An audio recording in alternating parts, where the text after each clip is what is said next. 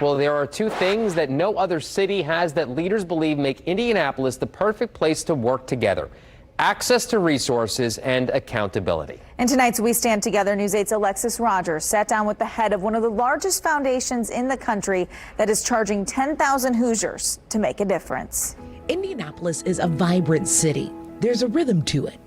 That's the beat behind Central Indiana Community Foundation's method to intentional giving. It starts with understanding your why, the heart behind the pulse of the city we love so much. CICF works with hundreds of organizations and families in their efforts of giving back hundreds of millions of dollars to the community. Giving back comes with the responsibility of understanding the stories behind these faces. CICF's why for creating a plan they believe will dismantle racism in Indianapolis.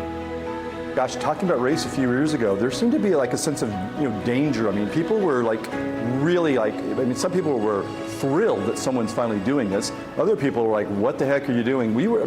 A lot of people warned us. It's like, you don't know what you're getting into. And I have some black friends who told me, when you announced that at the stage, from the Bankers Life Fieldhouse on April 11th, we had 1,500 people. April 11th, 2019, we kind of went public with all the details. And some of my black friends said, you know what, we thought you were going to get fired. We thought within a year you would be gone and out of the community because you're bringing up something that people do not want to deal with. And at that event, we basically acknowledged that as the Central Indiana Community Foundation and the Indianapolis Foundation, we were 103 years old at the time, 104 years old now, and we've been a white power, white-led institution the entire time. And we've made a commitment to becoming an anti-racist, multicultural institution that's here for everybody. What a responsibility that is. And with that responsibility, you all have been coming up with a plan to fight systemic racism all throughout the city. When did you all come up with this plan, and how has it pivoted since the deaths of people like George Floyd and Breonna Taylor and Ahmaud Arbery? Right, so we started this journey in 2015, and it's kind of a long story about what the catalysts were, but it's all based on data, national data, about who gets opportunity and how much opportunity, and this idea of the American dream, or this idea that no matter where you're born and under what circumstances, if you work hard and delay gratification and do the right things and approach life with discipline, that you can make it. And statistically, that's just not as true as it used to be. What we like to say is the American dream is like at a 110-year low. People aren't having the opportunity for upward mobility, for economic mobility. And in this community, what really shocked us was Indianapolis was rated 47th worst out of the 50 largest cities in America for upward mobility. So if you're born in poverty in this city and throughout America, the chances of climbing out of poverty into the upper echelons, even the upper 20%, are extremely low. And that's not the way it used to be. That's not what the American dream is.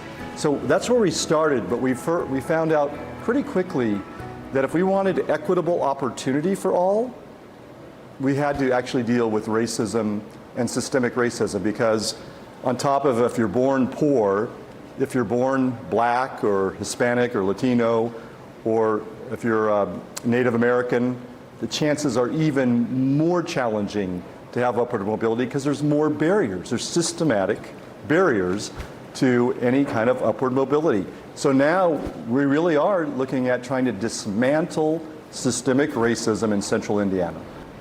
When we see the things that we've been seeing, especially within this last year, so many people's attention is now on things that you all have been fighting since 2015. How have you pivoted now to continue to make that effort relevant?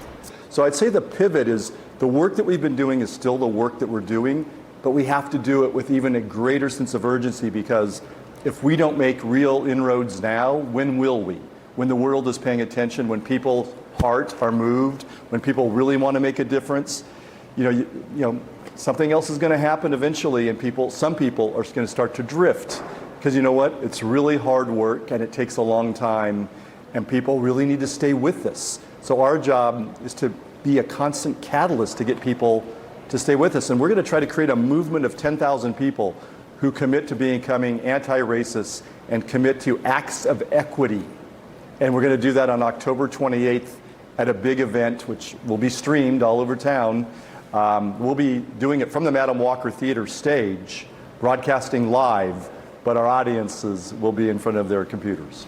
You know, where does Indianapolis go from here? What do we need in order for us to stand together? You know, that's a great question, and I'm really optimistic, and we are changing individuals' lives through opportunity already, but systems take a long time to create, and they take a long time to break down.